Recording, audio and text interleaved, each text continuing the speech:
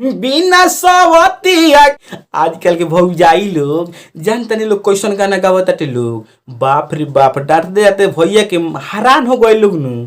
तो अब जान तनी क्या कहता लोग कि हमरे खून क दो अपने हाथे ली, हई गाना के माध्यम से सुनी। सेल्फी आज कोनो खराब थोड़े गइले बारी, हई ली।